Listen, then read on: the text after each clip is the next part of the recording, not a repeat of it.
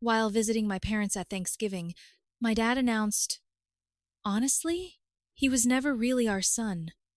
He more like a guest who overstayed his welcome. My sister whispered to my mom, "Why did you invite him? He stinks of poverty." They giggled and pointed at me. I stood up and said I was done and left. Their faces froze, but the real karma started for them a week later. It had been 3 years since I had last set foot in my parents' house. I didn't come around for birthdays, didn't send Christmas cards, didn't even call on Mother's Day.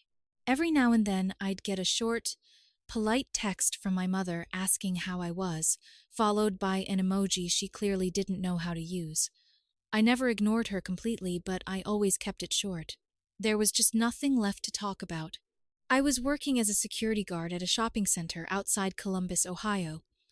The job wasn't impressive, and I didn't pretend it was. I checked doors, watched cameras, dealt with shoplifters, and walked the same halls 10 hours a day. It wasn't the kind of job you put on your family group chat, but I earned a living. I had my own apartment. I didn't ask anyone for anything. Then, about a week before Thanksgiving, I got a phone call. My mother, overly cheerful, asked if I'd consider coming home for the holidays. She used the word home, as if it still meant something. I asked her why. She said everyone would be there. She said that would mean a lot. She said Dad had mellowed. I didn't believe a word of it, but for some reason I heard myself say I was coming. Maybe I thought things had changed. Maybe I wanted them to have changed. The drive was long, 8 hours straight, barely stopping. I arrived the night before Thanksgiving. The house looked exactly the same. White siding, 2 shutters missing. Same porch swing I'd fixed once, still hanging on a chain. It felt like stepping into a memory I hadn't asked for. My dad opened the door. He didn't smile. He didn't hug me. He didn't say much. He just looked at me for a second, as if he didn't recognize me. Then he stepped aside to let me in. My mother came out of the kitchen, wiped her hands on a towel, and acted as if it hadn't been 3 years. She offered me leftovers, as if I still lived there. Sarah was already on the sofa, scrolling through her phone as if I wasn't even there. She looked up just long enough to say, "Wow, I didn't think you'd actually show up." I could tell it was going to be a long 2 days. Thanksgiving morning was all noise and no heat. My mom was running around the kitchen, barking instructions to no one. Sarah was on a Zoom call with someone from her wine club, talking loudly about her Tesla and some ski trip they were planning. Her husband didn't come. He said he had a thing. I thought he just didn't want to be there. I could understand. I offered to help set the table and was told, "Just don't get in the way." So I went for a walk instead. The dinner looked like a magazine spread. Everything was perfectly arranged. Candles, fancy plates, cloth napkins folded into birds. You'd think we were entertaining royalty. We sat down, and for a while, everyone pretended to be family. There was small talk, mostly between my mother and Sarah. I barely spoke. Every time I tried, someone would interrupt or look at their phone. And then, just as I was cutting into the turkey, my dad put down his fork. He didn't even look at me when he said it. To be honest, he was never really our son, more like a guest who abused his hospitality. There was silence for a second. My hand just froze on my plate. Then Sarah leaned over to my mother and whispered, "Why did you invite him? He reeks of poverty." They both laughed, as if it was an inside joke they'd been waiting to share. I didn't shout. I didn't ask for an explanation. I just stood up. I looked at them all, said 2 words, "I'm done," and walked out. No one tried to stop me. No one called after me. I got in my car, drove out of the driveway, and didn't look back. But a week later, they would. When karma finally knocked, it knocked hard, and I was the only one left to answer. The drive back felt different. Not heavier, just quieter, as if something had finally ended. I got home late that night, kicked off my boots, and didn't bother to unpack. Just collapsed on the sofa with the TV on mute, staring at nothing. I didn't tell anyone what had happened. No text to my colleagues, no update on Facebook. I just went back to work the next morning as if nothing had happened. A week went by. I settled into my usual routine. Early mornings, long shifts, the same rotating list of shoplifters trying the same tricks. Every now and then I'd think about what my dad had said or the way Sarah laughed, but it stopped stinging after a few days. I'd been numb to it for years. This just made it official. Then one Tuesday afternoon, just after lunch, I got a call from a number I didn't recognize. I let it go to voicemail. A minute later, another call. This time, I answered. It was my mother. Her voice was tight, shaky in a way I'd never heard it before. She asked if I had a minute. I almost hung up. Then she said, "We need help." It turned out that my father had been fired from his job 2 days after Thanksgiving. Not sacked fired. Something about misusing company funds, though she didn't go into detail. Sarah had just discovered that her husband had been lying about their finances for months. They were deeply in debt. Apparently, the Tesla lease was months behind, their house about to be foreclosed on. It was all happening at once. And now they were calling me. I didn't say much. I just listened. My mom started to cry. Something she never did. Not even when I was a kid. She said they didn't know who else to turn to. She said I was the only one they could rely on. It must have felt good to hear that. Some kind of affirmation, but it didn't. It felt empty, like someone asking for a favor after years of pretending you didn't exist. Still, I told her I'd think about it. That night, I sat at the kitchen table and looked at my savings. I wasn't rich, but I had enough. I'd been careful. No children. No big expenses. I could help if I wanted to, and for some reason I did. Not for them, but maybe because I wanted to prove to myself that I was better than they treated me, that I hadn't become what they said I was. So I did it. I sent Sarah enough money to keep her house from being repossessed. I helped my dad cover the fines he was facing. I sent the money quietly, no drama, no strings attached. My mother called and thanked me. Sarah wrote short and cold, as if it hurt her to do it at all. But it worked. Their fires were temporarily extinguished, and just like that, they were gone. No updates, no follow-ups, no check-ins. After a few weeks, it was as if I had never existed, until I found out what they were doing with the money. And that's when things changed. That's when I stopped being nice. I found out about 6 weeks later. I didn't even think about her anymore. I told myself I didn't expect a thank you, but the silence was still in the back of my mind, like a stone in my shoe. I'd help them because I thought maybe they'd wake up a little, see me differently, at least pretend I existed. But nothing. No calls, no messages, just silence. Then one of the guys at work, Paul, who also did night shifts, came into the security office one night and held up his phone. "Dude, isn't that your sister?" I looked. It was an Instagram story. Sarah posing with 2 cocktails in front of a palm tree. The caption, "Back on track, reset needed, life is good." I blinked. My chest tightened. I flicked through her stories. There were more. Fancy hotel rooms, a rented convertible, spa treatments, hashtags like healing vibes and good energy. I didn't want to believe it. I told myself maybe her husband had come through with some side business. But the next day, I saw something different. A post from my mom. A Facebook album called New Beginnings. It was photos of her. Small, but meaningful. Vow renewal ceremony. She and my dad on a beach somewhere. Matching outfits. Hired photographer. Bouquets. Guests. They used the money for a holiday. For a vow renewal. For spa days and cocktails and Instagram clout. I stared at the screen for a long time, trying to make sense of it all. They'd called me in tears, begged for help, told me they were on the brink, and as soon as the smoke cleared, they took my money and treated themselves. And not once did they consider that maybe I deserved to know. I didn't sleep that night. I sat at my kitchen table again. But this time, with a notepad. I didn't think about revenge at first. I just needed to process. But the more I wrote down, the more it shifted. I wrote down every single thing they'd ever done to make me feel small. Every insult, every slight, every time they used me and then discarded me like I was disposable. It started as a list, then a plan. A quiet, patient plan. The first step, I contacted Sarah's leasing company.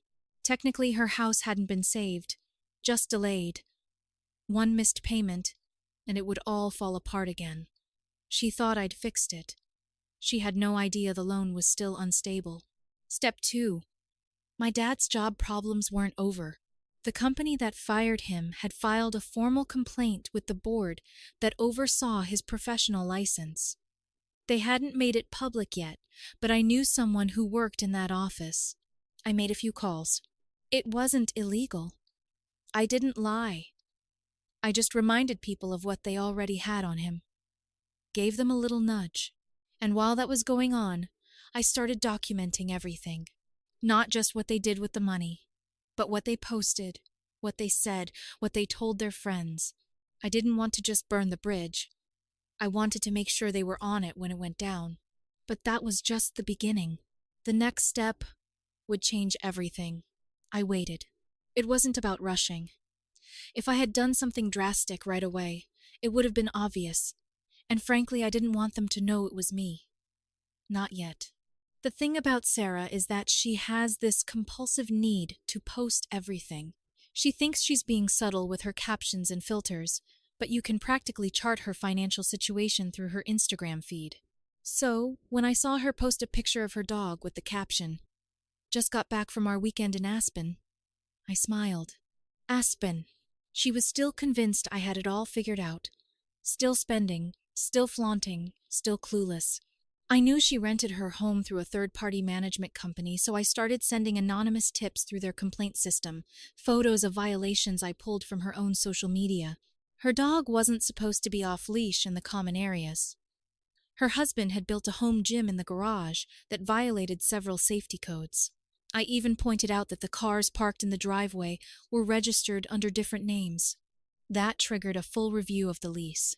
3 weeks later, she posted a quote, "Sometimes life forces you to reset, even when you're not ready." The backdrop was just a blank wall. Her furniture was gone. The comments were turned off. My father was next. The board overseeing his certification moved slowly, but once they started sniffing around, they didn't stop. I knew that. I'd worked mall security long enough to see what happened to petty officers who thought they were untouchable. He still hadn't found a job after the first firing, but he planned to consult, something low-key that wouldn't raise any flags. The board's investigation made that impossible. A few days later, my mother posted one of those cryptic "God gives the hardest battles to his strongest soldiers" quotes on Facebook. I saved it. Then I got creative. I started a blog. Nothing dramatic. Just a little WordPress site. Anonymous author. No pictures. It looked like a generic story-sharing platform, and I wrote the whole story. My side. The insults at Thanksgiving. The fake tears. The "he reeks of poverty." The lying. The money I gave. The beach trip.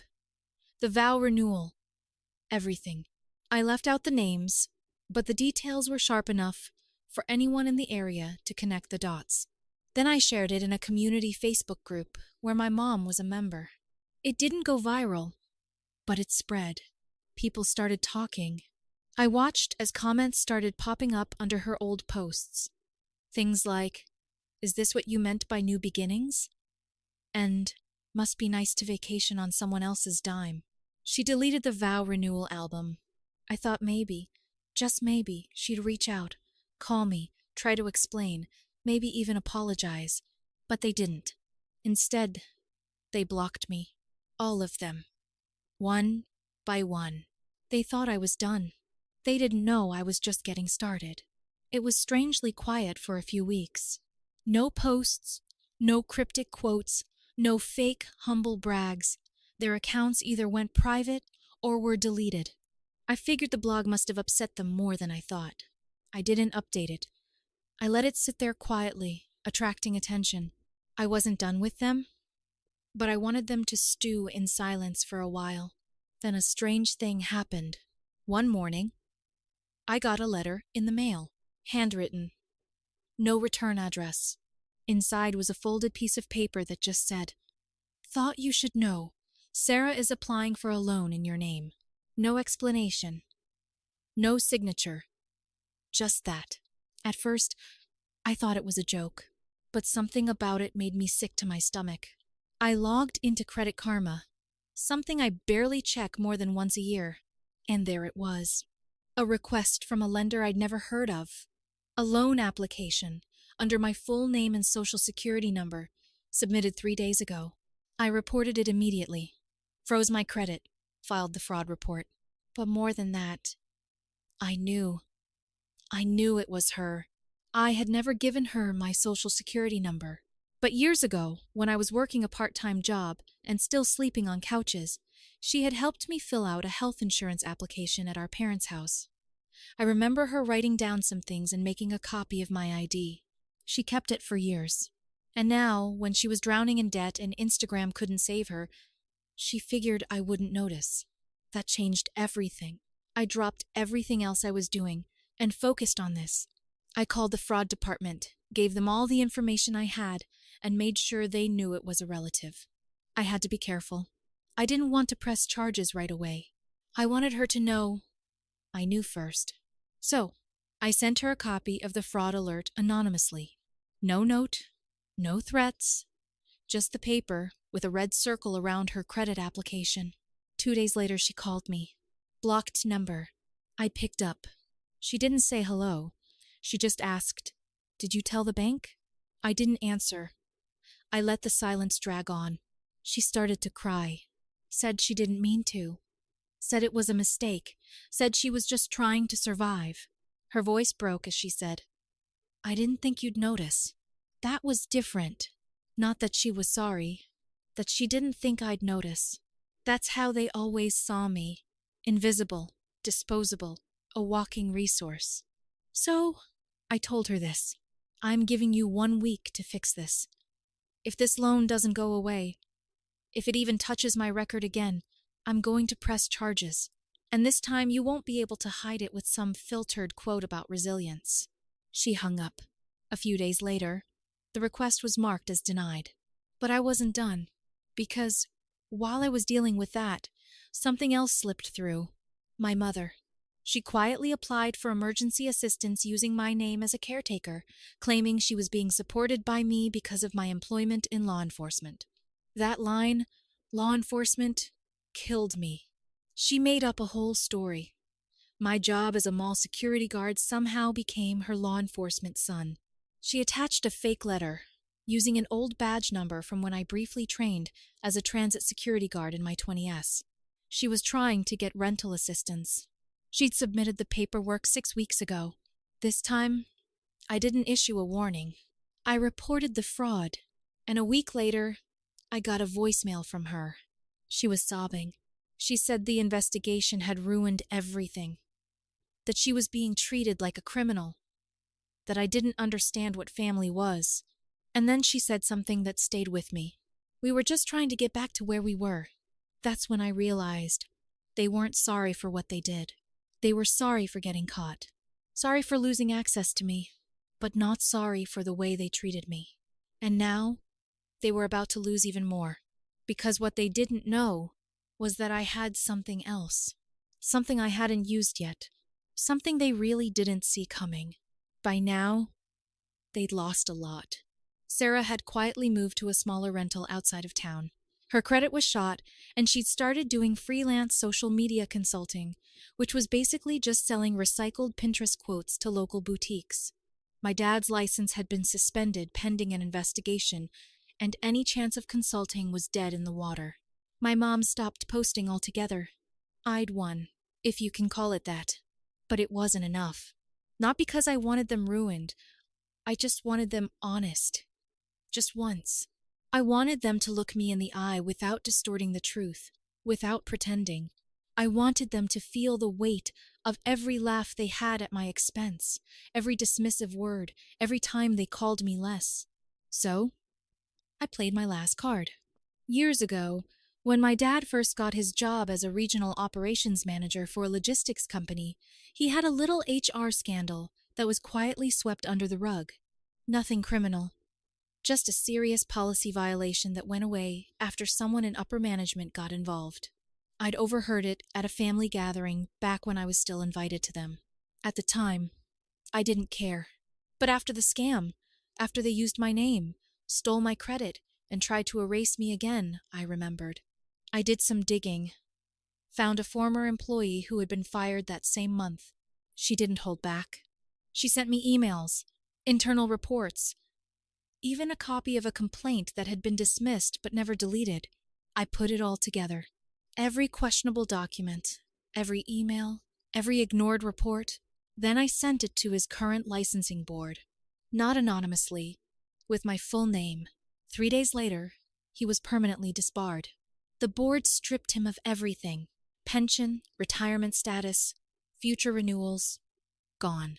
And just to be clear, I didn't send it to hurt him. I sent it because it was true. Sarah was next. I sent a detailed file to every boutique she worked with, showing the false credentials she was using. She'd claimed degrees she didn't have, fake case studies, even sold advertising packages under a fake LLC. A few quietly dropped her. One even posted a story saying they were cutting ties with unverified advisors. Her online presence collapsed. She deleted everything.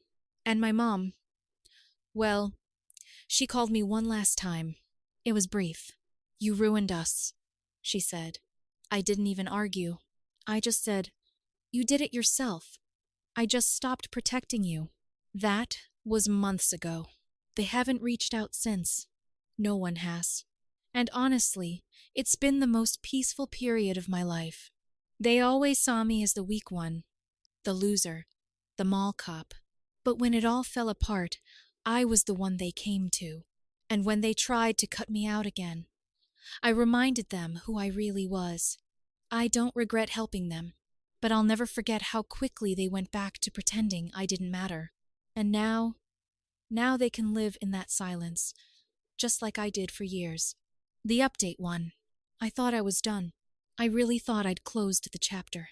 I had cut them out completely, deleted numbers, blocked them on everything. For the first time in my life, I wasn't tied to her drama. I could breathe. No late-night calls, no fake emergencies, no guilt, just peace. But the thing about peace is that it gives you clarity. And in that silence, I began to remember things. Conversations from years ago, little humiliations I'd buried deep, times I'd helped them and gotten nothing but ridicule in return. And one night, it all boiled up again. This wasn't about money, or even respect. This was about truth. You see, after all I'd uncovered, Sarah's fake career, my father's past misdeeds, the attempted fraud, there were still people who thought I'd gone too far. Mutual friends, some extended family. They had no idea what had really happened. All they saw was the aftermath, the collapse. And my family, they let those people think I turned on them out of nowhere. So, I decided my last move wasn't revenge. It was storytelling. I took everything I documented, texts, bank statements, social media posts, the fraud reports, and wrote a full account. I didn't hold back. I named names. I included screenshots. I laid it all out in a brutally honest blog under my own name, with one rule: no exaggeration, just the truth. Then I submitted it to a mid-sized online publication that covers real-life stories, anonymous tips, reader submissions, personal experiences. They got back to me, said it was one of the craziest stories they'd ever read, asked to verify some of the details. I gave them everything. 2 weeks later, it was published. It didn't blow up, but it got traction. People shared it, commented, tagged friends. Dozens of messages came in, some from strangers, some from people I hadn't spoken to in years. Some even apologized for believing my family's version. But what really set things off was what happened next. One of Sarah's old business clients shared the article publicly with the headline, "I wish I had known this before I worked with her." From there, she caught fire in the very community she was trying to re-enter, under a new name. Every door she tried to sneak back through slammed shut. Her online presence never recovered. My dad, he tried threatening a lawsuit, said the story was lealless. The publication sent back a quick email reminding him that everything had been checked, verified, and documented. He went quiet after that. My mother, she didn't say a word. Not one. But last week, I saw someone post a photo of her at a community food bank. Not volunteering, standing in line. And no, I don't feel guilty. Because here's the part I haven't told anyone. I didn't write this story for them. I wrote it for people like me. People who get fired because their jobs aren't fancy. Who sit quietly while their families treat them like background noise. Who are used and forgotten, then blamed when they finally stand up. This story wasn't about revenge. It was freedom, and it worked. But there's one more part. One they'll never expect. Final update. It happened on a Thursday, just as I was leaving work. One of the mall's vendors had spilled soda on the security monitor, and I'd just finished cleaning up the mess. My phone buzzed with a number I didn't recognize. Normally, I would have let it go. But something made me answer it. The voice on the other end was shaky, familiar, but not from my immediate family. It was my cousin Brian. We hadn't spoken in years. He was my dad's brother's kid, lived 2 states away, and used to come to the family barbecues when we were younger. Quiet guy. Always watching from the sidelines. He said he read the article. Said he found it through a friend who didn't even know we were related. Then he said this, "I have to tell you something about your sister. Something I've been holding on to for a long time." I didn't say anything. I just let him talk. Apparently, 3 years ago, Sarah had approached him about a business opportunity. She asked him to invest in her wellness coaching startup.